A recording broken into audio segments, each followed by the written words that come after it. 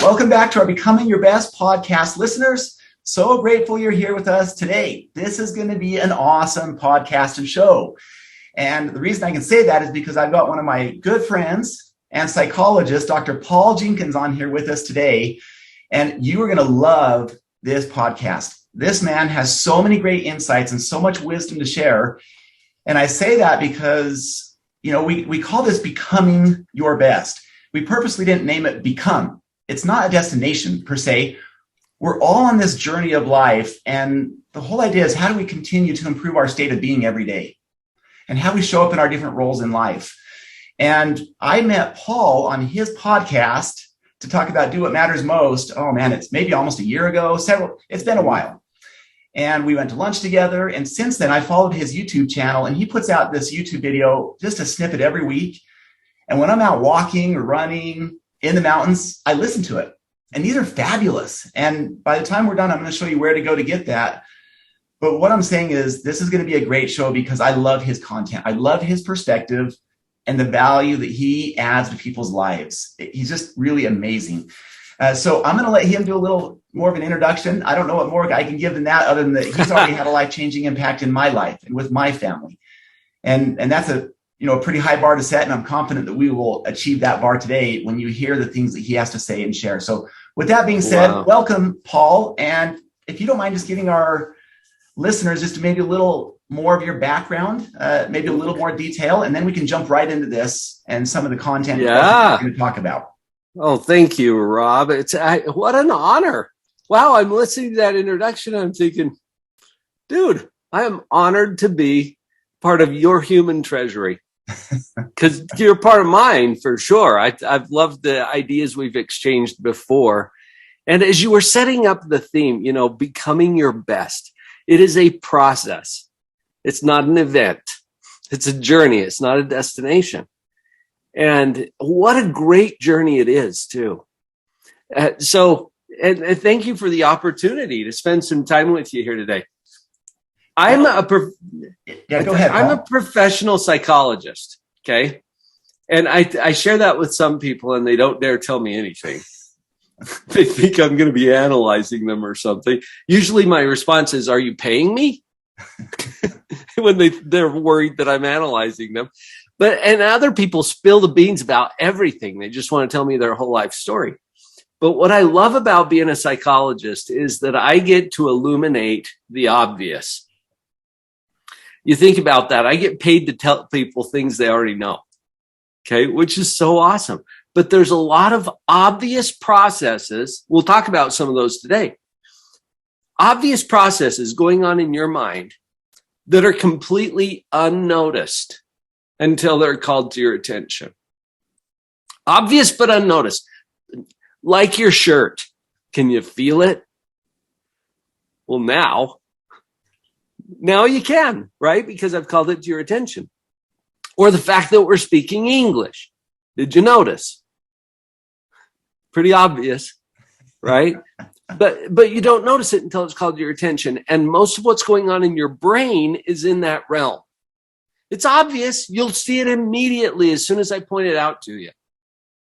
But it's unnoticed until it's called to your attention. And this is why it's so important to do what I call metacognition. I don't know if you've heard that word before, Rob, but the metacognition, it just means thinking about thinking. And notice that you can do this, okay? So we're gonna play in that space just a little bit today. And the cool thing about metacognition is that it puts you into a place of choice. And until you see it as a choice, it's not. Your brain is just going to roll with it, whatever your programming is. Okay? Like speaking English. I mentioned that earlier. You didn't choose to speak English. You were programmed by people who didn't give you a choice. And you'll just roll with your programming until it comes to your attention. And then you're back into a place of choice. So anyway, I'm kind of running away with that, but no, I love it. That's what I do. Yeah, let's talk about that. So you're mentioning some really key terms that I've heard before because I followed you, metacognition. And I love that. You actually shared that with me the first time we went to lunch. Do you realize that we're speaking English right now? Do you feel the shirt? I was like, well, I didn't, but I do now. Yeah, it's obvious. Right. Obvious, but we just didn't notice it because we become so used to it. And that's really been something that I've been paying attention to in my thoughts is, this metacognition that you're talking about is a big deal in our lives. And so I have a couple of questions, Paul, and I think you can take this down any track that you want, because these are real things that a lot of people are facing. As you talk about metacognition, I really want to take this and make it relatable to all of us, because this is something that all of us deal with, right? To a positive or negative degree, in different parts of our lives. So right now, if you talk about positivity, that's a term that's been floating around a lot. There's sometimes this positive, understanding or connotation attached to it, and sometimes a negative one when you think of positivity. So what exactly is positivity, first of all, from a psychological perspective? And I appreciate that you're looking at this as a psychological construct, because we hear it too much, from motivational speakers or someone on the stage who says, just think positive. Yeah. Which is like so annoying to me. It's this trite, fluffy thing that we can't even wrap our heads around. So to understand what positivity is, I think we first need to see two processes that are going on in our mind. Now, again, these are the obvious but unnoticed. Okay, you're going to see them immediately when I call them to your attention, but you don't notice them up until that point. And these two processes have everything to do with what positivity actually is. And Rob, I've shared this with you. I've got a model that represents this. I like to put it into a visual model because I'm kind of a visual learner. And I'm guessing that some of you who are listening are probably visual learners too. So don't worry, I've got you covered on this. I will give you a copy of the model that we're talking about here so that you can refer to it. In fact, just go to drpauljenkins.com. So my name is Dr. Paul Jenkins. Spell it with a DR, drpauljenkins.com, and then do a /BYB. And that, Rob, stands for? Yeah, becoming your best. And I've got to say, it's a great model. So I'm glad you're going to go through this. Yeah, and I want you to have a visual copy of this, because what we're talking about today, when you put it into the visual model, it'll just come together for you in a way that it doesn't unless you can see it. So I know it's an audio podcast, but I got you covered. I'll just send you a PDF copy of this, drpauljenkins.com /BYB for becoming your best. And we'll get that in your hands. Now, here's what you're going to see when you pull up the model. It starts with what it is. Okay, now you've heard the phrase, it is what it is. Also annoying, depending on who's saying it, right? But all it means is the way things are right now. It's where you are, it's what you have, it's who you're with, it's the state of the economy, the state of the weather. It is what it is without changing anything. Okay? Now, what is our mind doing with whatever it is we're experiencing in our life? There are two processes. So when you get the visual model, go to the bottom. We're going to talk about that first one. Evaluation. Now, the word evaluation means judgment. Okay? And you can't turn it off. I just want you to notice this. Do the metacognition. Think about your thinking. And notice that you are constantly judging yourself, your spouse, your kids, the government, the economy. You're judging your job. You're judging your coworkers. You judge the people at your church. You judge the people in your community. You're judging me.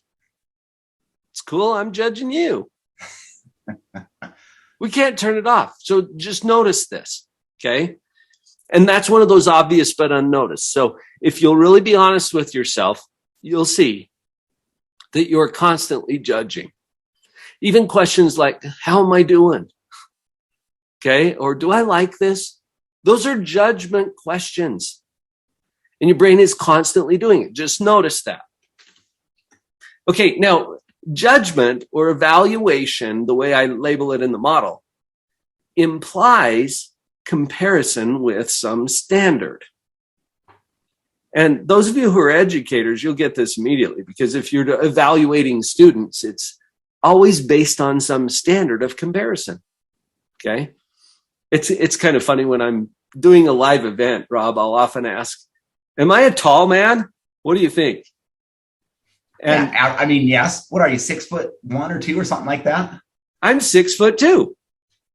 But then I put up a slide, usually a visual of me standing next to Mark Eaton. Now, do you remember Big Mark? Oh yeah, Big Mark, 7 foot what, 4 or 6? Or 7'4". He used to play center for the Utah Jazz, and just passed away last year. We've missed him in our Speakers Association. And what a giant of a man in so many ways. But as I stand next to Mark Eaton, I look like a shrimp. Okay, I barely make his shoulder, and I'm 6'2". So am I a tall man or not? Well, just notice that your answer to that depends on who or what you compare me to. And that's how you come up with your answer. Okay, so notice that your brain is doing this.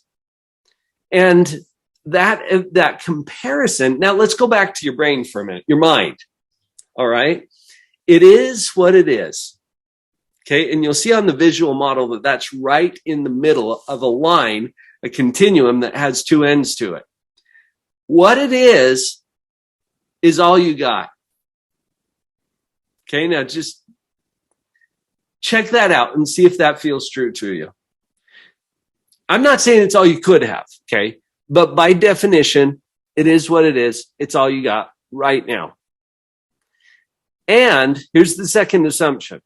What it is always, and Rob, my editor told me to always avoid the word always and never use the word never. But I just used it. What it is always between better and worse. So it's neutral. Is that true?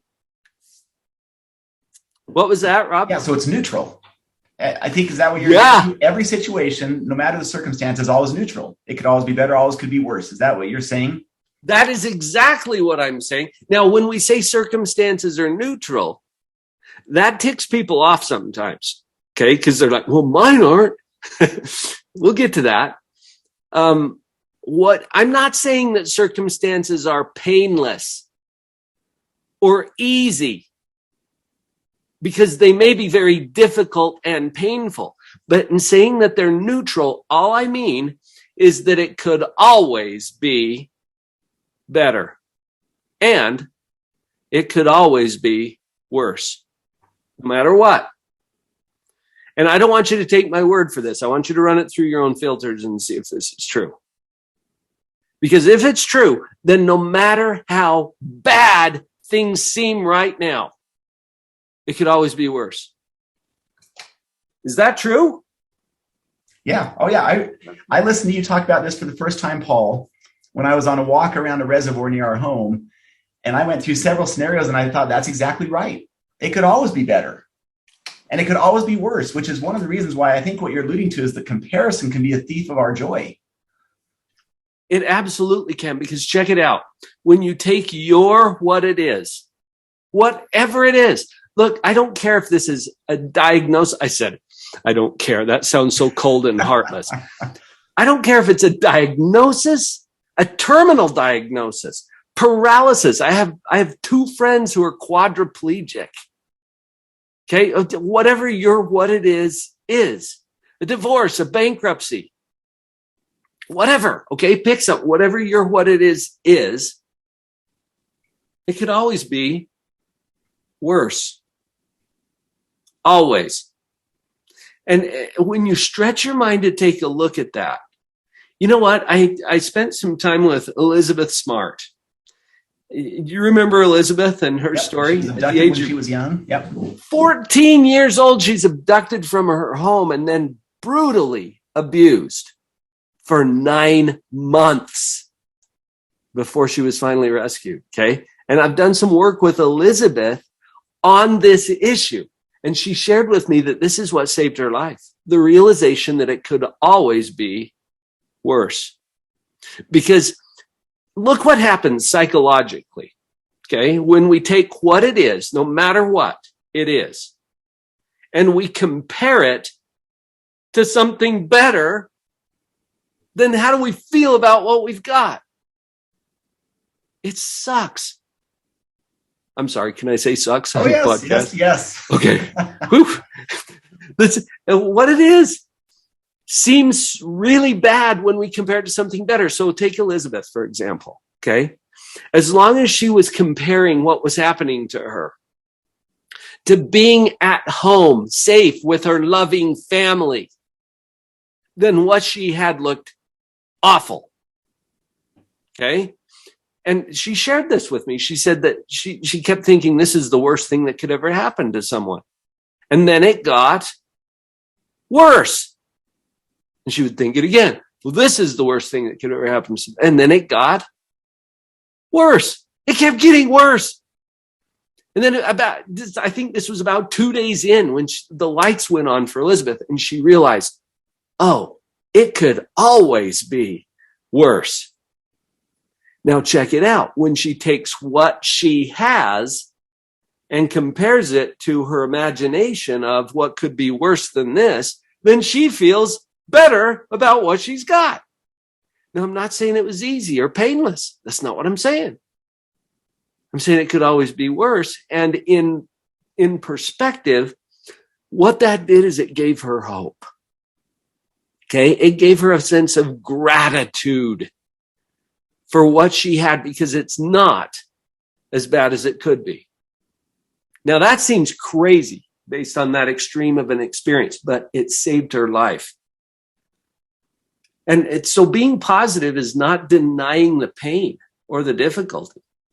It's simply choosing a position about how you're going to evaluate your what it is.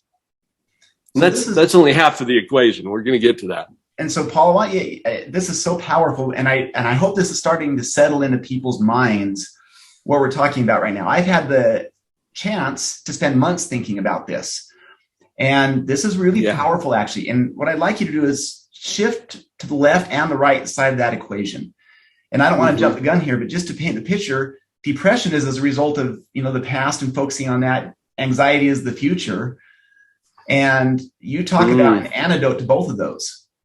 What happens, and it's so much of it is rooted in this comparison that we're talking about. And once we think about the situation being neutral, it could always be better, right? And that should keep us from avoiding complacency.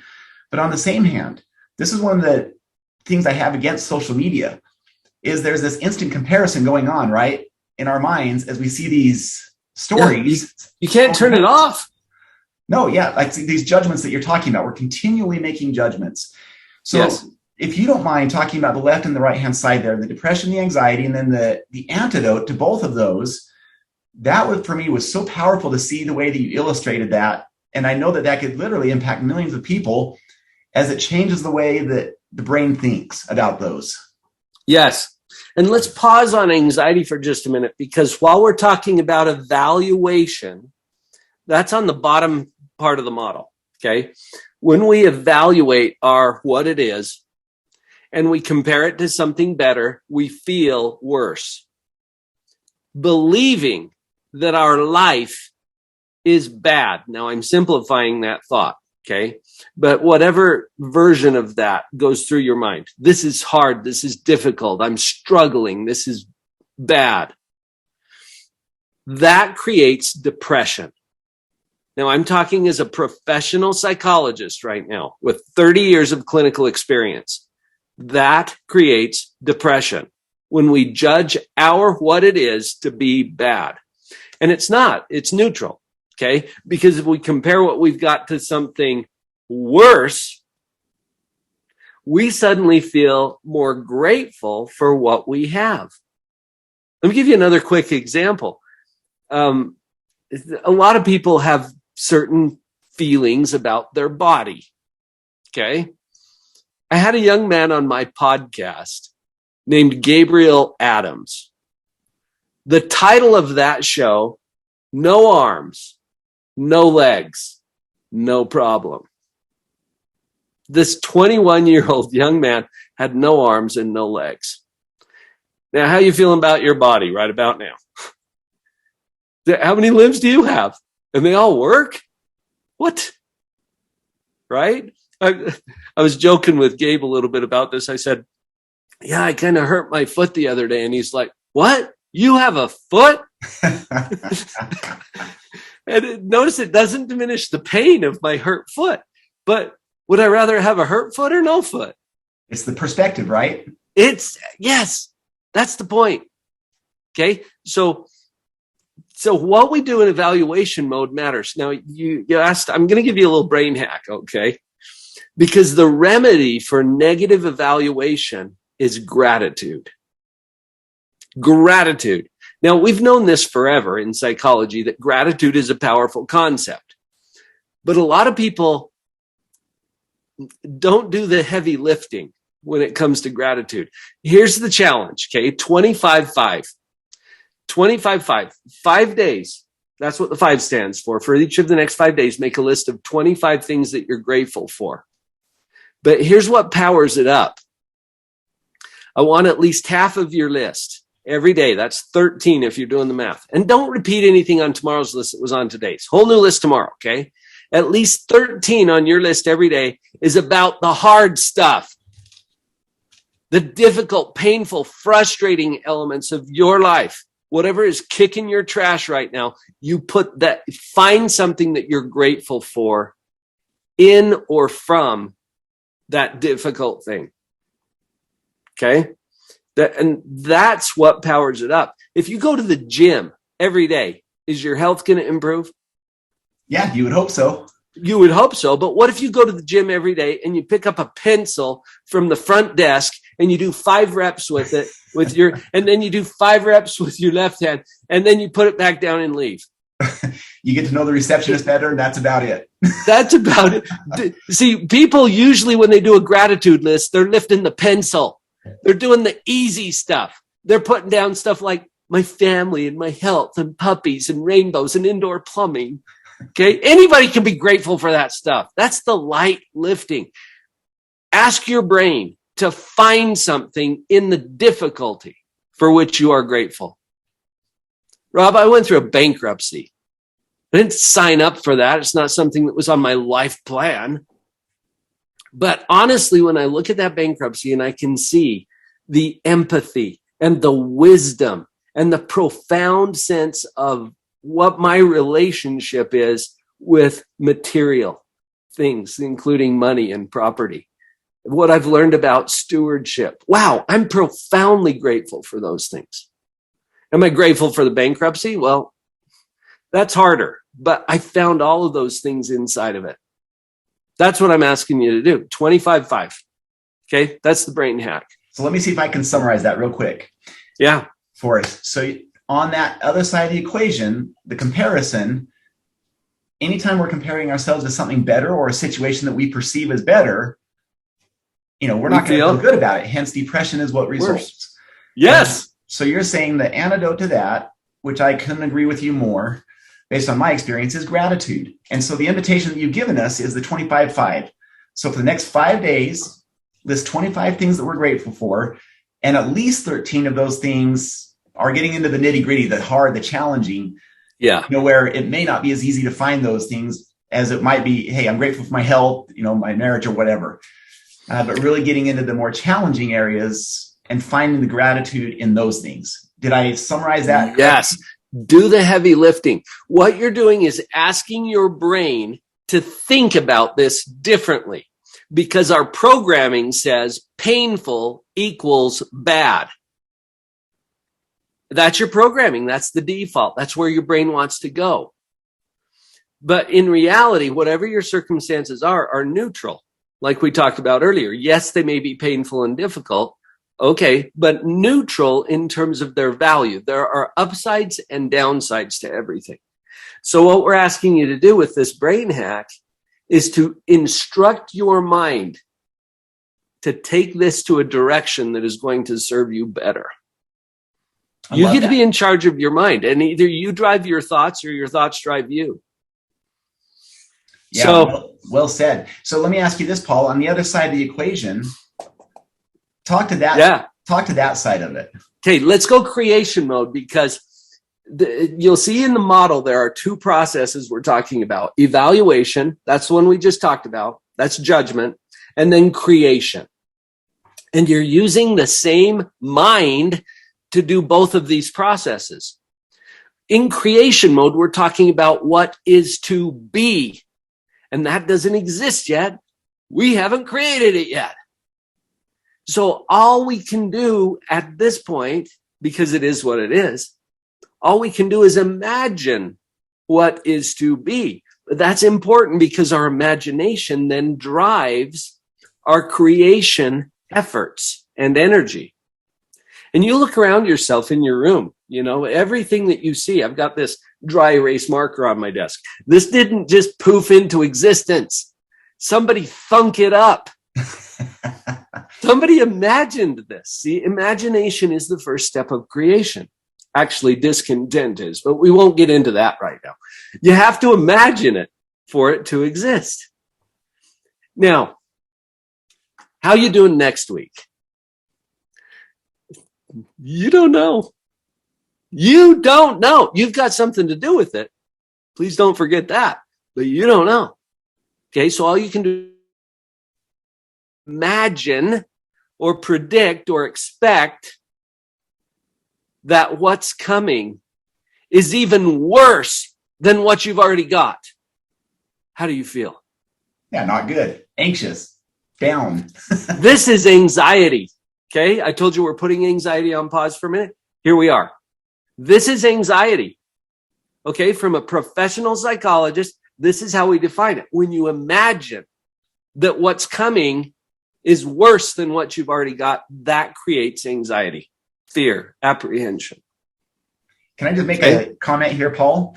Isn't Yeah. it interesting, and I'm sure you're going to get into this, isn't it interesting that when our minds go forward to the future, unless we're very conscious and intentional about it, the default almost seems to be to the negative. Well, what if this happens? Well, what if that happens? It's like, how many rabbit holes can you go down of this weird... Yeah, there's a reason for that, Rob. There's a reason for that. And it's gravity. How often do you get up in the morning and think, I wonder if gravity's on today? It tends to be, right? If you park your car on a hill and take off the brake, which direction does it go? You never hear of someone falling up. Okay, is this true of your workout plan? If you ignore it, do you tend to get stronger or weaker? If you ignore your diet, if you ignore your marriage, look, default is down. And that is true in psychology as well. Why? Because gravity is a thing. All right? Just connect with that for a minute. This is true psychologically. If we do not make an intentional effort to take this in a positive direction, it will go down. I promise. Elevation requires effort. Light requires power. Okay, you cut the power, it gets darker. The default is down. And that is true in every element of our life. Just like I said, don't take my word for this. I want you to just run it through your filters and see if that's true. And that's why. So is it going to take effort to be positive? Uh-huh. Yes, big surprise, because elevation requires effort. So don't be surprised when it takes power. Now let's go to that second process, okay? In creation mode, we've already talked about when you anticipate or expect or imagine, because you don't know, that what's coming is worse, you feel anxiety. Let's go to the other side of that. What happens when you imagine or expect or anticipate or predict that what's coming for you is even better than what you've already got? How do you feel? Yeah, awesome. Yeah, this is hope. Okay?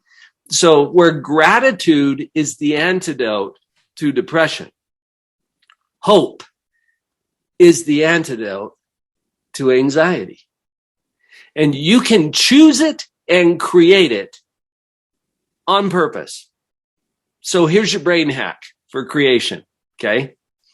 What if I give you an assignment to go out there and somehow in the next 5 minutes, make your life worse? Now you're grinning, Rob. You're like, why would I ever do that? Well, you wouldn't, on purpose, I mean. But notice how quickly your mind can come up with half a dozen ways to pull that off. Just notice that. This is good news, because if you can make a mess, and we know you can, that's great news, because you can make. Now let's choose what we're going to make. Yeah, you can make a mess. What else might you be able to make? So here's the brain hack, okay? And I use a droid from Star Wars to remember this. Do you remember BB-8? Yeah. Little round droid. Okay, BB-8. How sure are you that 8 o'clock is coming? Well, it's happened as far back as we can remember. So pretty confident. Yeah, you get right. Exactly. Okay, so probably 8 o'clock is coming. How sure are you that you'll be around for 8 o'clock? About 99.9%. Almost as. Now, you've got a really good track record. You made it to every 8 o'clock so far your whole life. And there's 2 every day. So probably you're going to be around for 8. Now, I think there's only 2 options. I've eliminated the third because I don't think it's possible for things to be exactly the same at 8 o'clock as they are right now. At the very least, you're going to be a little older. You might be more tired, more hungry. I don't know. It depends on what you did just before 8. But things can't be the same. So by your own evaluation, remember that's the first process we talked about. By your own evaluation, which you can't turn off, things have to be either better or worse. By your own judgment. We already know you could make things worse. Please don't do this. BB-8 stands for better by 8. What could you do? Pick a small thing or big thing. I don't care. It's your creation project. Something. What can your mind come up with when you invite it right now to ask, what could I do to make things better by 8? In one of my key relationships, in my finances, in my health. But you pick your area. You're the creator. But pick something. What could I do to make things better by 8? What came to mind for you, Rob, when I threw that out there? Oh, I love it. I was just thinking of what we're going to do this afternoon, this evening. Go on a little river kayaking with my wife, spend some time with her, a run later in the evening. But I think what I love about what you just said, Paul, is that the mind is in creation mode for the positive. Yes. Hey, you can't turn it off any more than you can turn off judgment, evaluation, or gravity. It's going to happen. Your brain has to anticipate and imagine what is coming. And when we anticipate or imagine that what's coming is worse, we feel anxiety. How do you feel when you anticipate better by 8? Yeah, you feel hope. You feel hope. Good. Do you feel it? Rob, notice this. You're not pretending. You really feel it. This is such good news because you can create hope on demand, on purpose. And hope is the number 1 preventative factor for suicide. Powerful. And we're losing far too many people to something that doesn't have to take their life. It's so interesting you say that, Paul. I was a fighter pilot for 11 years in the Air Force, and early on in my career, I studied a lot about prison camps, in previous wars. And as long as a prisoner had hope, they could endure almost anything. But once they lost that hope, they were dead so quick. And it's amazing the power of hope. Even if it's a small amount of hope, it's amazing the power of hope. And I just think what you're doing with this idea creation concept, BB-8, is we're creating hope. We're creating possibilities on the good side. Yes. To work to what could be on that side. Rob, if you'll do this, the BB-8 exercise, better by 8, you just come up with something, practice it. If you'll do this for the same 5 days, you get to have 10 upgrades. in that time period. Or more, because you could do more than just, better by 8. But making that an intentional thought process shifts your mind. Again, you drive your thoughts, or your thoughts will drive you. And default is down. Paul, can I ask you a question real quick? Yeah, I have a friend who I hope is going to listen to this podcast. I can see in his mind right now, because he's really suffered from anxiety and it's become a bigger and bigger deal in his life. And I can almost see his response to this a little bit. He'd say, yeah, but what if that what if is too strong? What if that, see, and it's funny, I'm using the words what if. What if that what if is too strong? Yeah. But I can see where his train of thinking is going to be going here. First of all, watch out for yeah buts. Because they proliferate, they multiply very quickly. Yeah, but this, yeah, but that, yeah, but, right? Watch out for the yeah, buts. And the what if question. Now, here's what I've learned about anxiety as a professional psychologist. It originates in the subconscious mind. Without getting into all of the psychological details about it, the subconscious loves to ask questions. And its favorite question is, what if? Now, the question isn't the problem. It's the answer. And if you don't give your mind a conscious, intentional answer, it will go to default, and default is down. So your subconscious mind, when it asks the what if question, the thing that generates the anxiety is the answer, and the answer is, you can't handle that. That would be terrible, horrible, awful, no good, very bad. Okay, this is what your subconscious is doing. It's not even true. You can't handle it. Look, you have handled absolutely everything so far your entire life. Why would that change? So it's the answer we got to pay attention to. And the answer has to do with what I've just shared with you today. As your mind is imagining what is to be, you got to create something. And if you imagine better things to come, guess what happens to the anxiety? Now, your subconscious is still going to take a crack at it. But what if? And if it happens, and you can tell your friend this, or maybe you're listening today. Thank you for listening, dear friend. Maybe we just need to practice a new answer. And whenever your brain hands you, what if this? Your answer becomes, I could handle that. And just connect with how that feels. If you really believed it, if you really believed you could handle anything, which you've got a really good track record for, by the way, how would you feel? This is simple, Rob. Simple and easy aren't the same thing, okay? Because we're up against our programming. Whatever it is that we've practiced thinking is what's going to come default to us. So we get to practice it. Elevation requires effort. I love that, Paul. So as we get ready to wrap up here, I'd really let this podcast go on. Most of our listeners know that our typical podcasts are 30 minutes, but I felt that this is so valuable that I've let this go on because I didn't want to stop it. This is too important for a lot of people to really fully hear this out and think about it and how it applies to not only our lives individually, also the people around us who we love, who we surround ourselves with, who are important to us. Right. So, Paul, as we get ready to wrap up, I have two things. Number one, and I'll give you a second to think about this while I share number two. Number one, any final tips for our listeners? And while you think about that, I would encourage everyone, if you haven't done it already, to go to the site, drpauljenkins.com/BYB and get that template that he's talking about and really go through it again and maybe listen to this podcast a second time if necessary, having that in front of you. Because again, this is just too important. I've really thought about this and pondered on this over the course of months, which is why I wanted to bring Paul on to this podcast. And it's had a big impact in my life and in others who I've shared this with. And so I would again encourage you to go get that template if you haven't already. And with that being said, Paul, any final tips or thoughts for our listeners before we wrap up? Sometimes when I share this model with people, I get the response, okay, so I guess I just really need to think differently.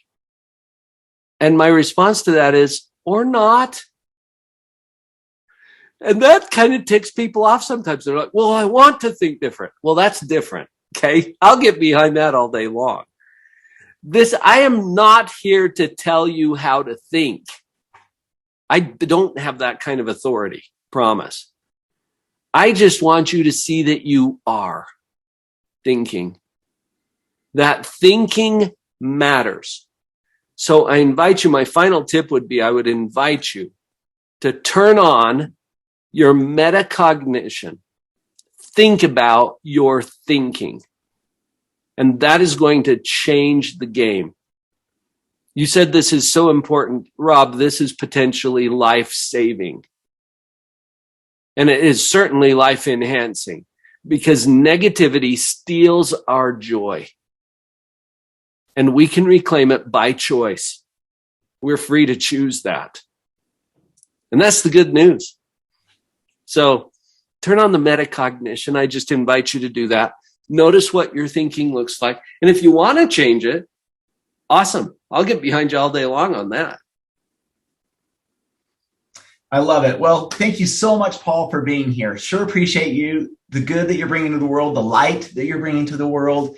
Mm-hmm. And I know on behalf of our listeners, I would say thank you on behalf of all of them as well. Thank you, Rob. It's been a pleasure and honor to be with you. Everybody, go live on purpose. Let's become your best. Awesome. So as we wrap up today's podcast, I invite you to think about who you could share this with. To Paul's point that, life enhancing, life saving. The bottom line is it will have an impact when we think about our own thinking for 100% of us. And so I invite you to consider and think about who could you share this with and send this to that would benefit from listening to it.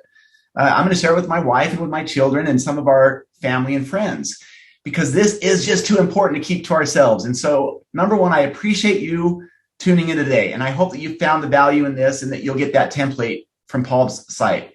And then secondly, that you'll consider sharing this because it's just that important, especially considering the chaos that we have surrounding us in the world. So thank you so much. We wish you a wonderful day and a great rest of your week.